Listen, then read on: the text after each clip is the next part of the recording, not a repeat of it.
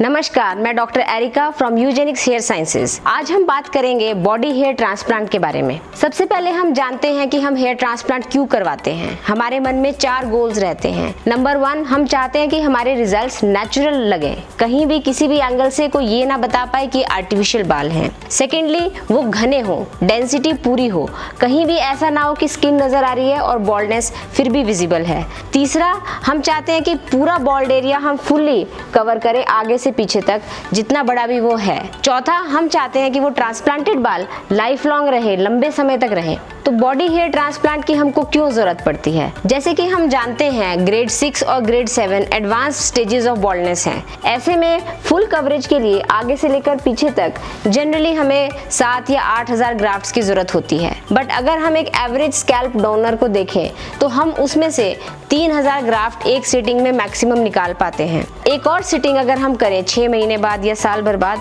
हम और 1,500 से 2,000 बाल उस स्कैल्प डोनर से निकाल सकते हैं। तो एक स्कैल्प डोनर की जो सप्लाई है वो एक फाइनाइट है। ओवरऑल लाइफ टाइम में हम 4,500 से 5,000 ग्राफ्ट एक एवरेज स्कैल्प से निकाल पाते हैं। तो अगर किसी को फुल कवरेज करना है और 7 से 8,000 ग्राफ्ट्स की रिक्वायरमेंट है, तब हमको बॉडी हेयर की जरूरत पड़ती है। ऐसा देखा गया है कि ग्रेड 6 और ग्रेड 7 बॉल्डनेस के केसेस में बॉडी हेयर ज्यादा अच्छे होते हैं, ज्यादा मोटे और घने होते हैं एक एवरेज नॉर्मल पर्सन से। सो वो यूजुअली चाहते हैं कि हम वो बाल जल्दी हार्वेस्ट करें और ज्यादा हार्वेस्ट करें। जो बॉडी हेयर हैं वो जेनेटिकली स्कैल्प हेयर से काफ़ी डिफरेंट होते हैं। उनका जो ग्रोथ रेट है, हेयर साइकिल है, वो डिफरेंट होता है और ये देखा गया है कि उनका टेक्सचर, थिकनेस स्कैल्प हेयर से अलग होता है। जैसे कि दाढ़ी का बाल मोटा, वायरी और थोड़ा ब्रशी लुक देने वाला होता है, और पर बाकी सारे बॉडी हेयर में बियर्ड हेयर बेस्ट होता है इन टर्म्स ऑफ मैच, यानी उसका तालमेल जो स्कैल्प हेयर से है वो सबसे बेस्ट बैठता है। उसके बाद आते हैं साइड लॉक्स। साइड लॉक्स जो ये बाल होते हैं, ये कानों के आगे ये वाले जो बाल होते हैं, क्योंकि ये स्कैल्प के काफ़ी क्लोज हैं, इनका मैच भी स्कैल्प से अच्छा बैठता है। अब हम बियर्ड हेयर के बारे में बात करते हैं। दाढ़ी से हम लगभग 2,000 ग्राफ्ट निकाल पाते हैं एक ग्रेड 7 पेशेंट से। हम जो है चिन एरिया और जॉ लाइन, इसके नीचे के एरिया से 2,000 के करीब बाल निकालते हैं और उनको हम स्कैल्प पे ट्रांसप्लांट के लिए यूज़ कर सकते हैं। फ्यूचर में 6 महीने या साल भर बाद हम 1,500 से 2,000 ग्राफ्ट और फर्दर निकाल सकते हैं फर्दर कवरेज के लिए। ऐसे में आपका जो एरिया है उसमें ज़्यादा स्कारिंग नहीं होगी अगर आप क्लीन शेवन रखेंगे, और अगर आप बड़ी दाढ़ी भी रखते हैं तो भी बहुत ज़्यादा थिनिंग नहीं होती है। बट एक थिनिंग नज़र आती है अगर आप एक स्टबल रखें, यानी 2-3 दिन की हेयर ग्रोथ रखें, तब आप वो थिनिंग को अप्रिशिएट कर पाते हैं। बाकी बॉडी साइड्स हैं जैसे कि chest, abdomen, thighs and legs इतने ज़्यादा फेवरेबल नहीं हैं बॉडी हेयर के लिए, बिकॉज उनके जो बालों की क्वालिटी है वो स्कैल्प हेयर से काफ़ी डिफरेंट होती है। वो जो बाल है वो धीरे ग्रो करता है और वो उतना घनापन प्रोवाइड नहीं कर पाता। पहली बात, सर्जरी करते वक्त जब हम इन बालों को एक्सट्रैक्ट करने की कोशिश करते हैं, निकालने की कोशिश करते हैं, तब उसमें सक्सेस रेट हमको कम मिलता है अगर हम स्कैल्प या बियर्ड से कंपेयर करें तो। दूसरी चीज़, उनका जो सर्वाइवल रेट है वो भी स्कैल्प और बियर्ड से कम रहता है। तीसरी बात, क्योंकि वो ग्रोथ रेट काफ़ी स्लो रहता है, इसलिए वो स्कैल्प के ऊपर नज़र नहीं आते और घनापन उतना प्रोवाइड नहीं करते। इसीलिए हमारा ये मानना है कि इन एरियाज़ पे हमको अवॉइड करना चाहिए और ज़्यादा रिलाई करना चाहिए स्कैल्प और बियर्ड पे। हमारे एक्सपीरियंस से हमने ये जाना है कि ग्रेड 7 की फुल कवरेज करते वक्त हमको ज़्यादातर स्कैल्प और बियर्ड पे ही रिलाई करना चाहिए, जिसमें कि स्कैल्प पे डिपेंडेंस ज़्यादा हो। ऐसा नहीं होना चाहिए कि हाफ स्कैल्प और हाफ बियर्ड। जनरली कोशिश रहनी चाहिए कि 70% बाल स्कैल्प से आएँ और बाकी 30% बियर्ड से आएँ। कोशिश करनी चाहिए कि बाकी बॉडी साइड्स कम से कम लें। इस तरह हम लंबे समय तक रहने वाले लॉन्ग लास्टिंग रिजल्ट्स अचीव कर सकते हैं। हमने बॉडी हेयर ट्रांसप्लांट पर काफ़ी रिसर्च किया है, काफ़ी सारी स्टडीज़ को पढ़ा है और दुनिया भर के डॉक्टर से इंटरेक्ट किया है, और हमने पाया कि स्कैल्प और बियर्ड का जो सक्सेस रेट है सबसे ज़्यादा है, बाकी बॉडी हेयर का सक्सेस रेट उतना ज़्यादा नहीं है।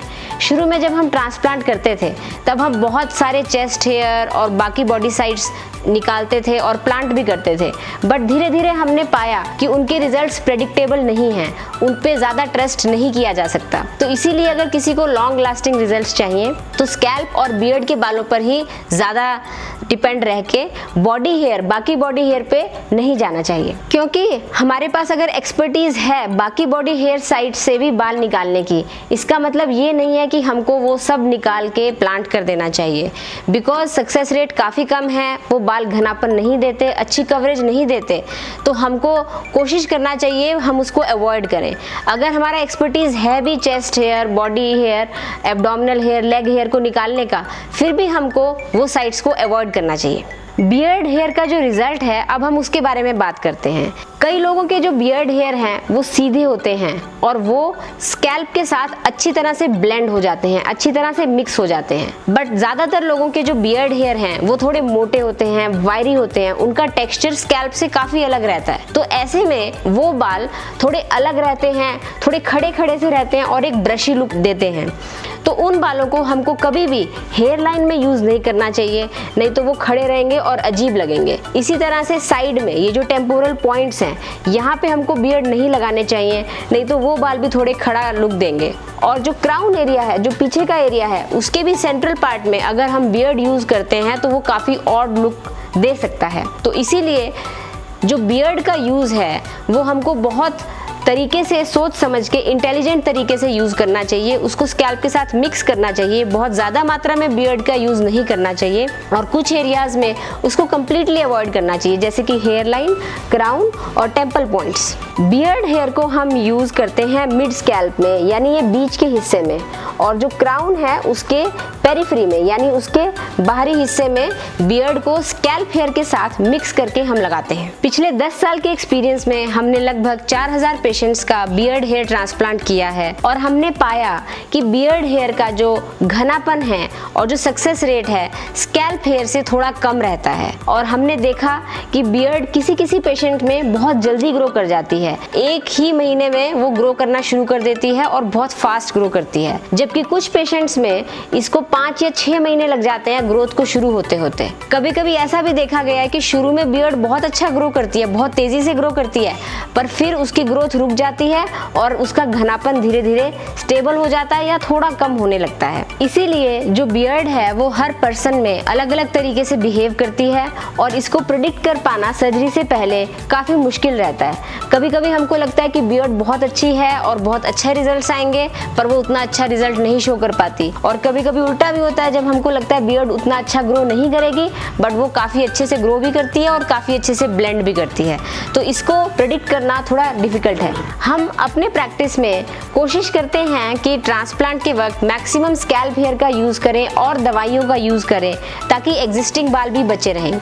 बियर्ड हेयर का यूज़ जितना लेट और जितना कम हो उतना अच्छा है। हम अपनी प्रैक्टिस में चेस्ट और एब्डोमिनल हेयर पूरी तरह से अवॉइड करते हैं और एडवांस केसेस ऑफ बॉल्डनेस में स्कैल्प, बियर्ड और मेडिसिन पे ज़्यादा डिपेंड करते हैं।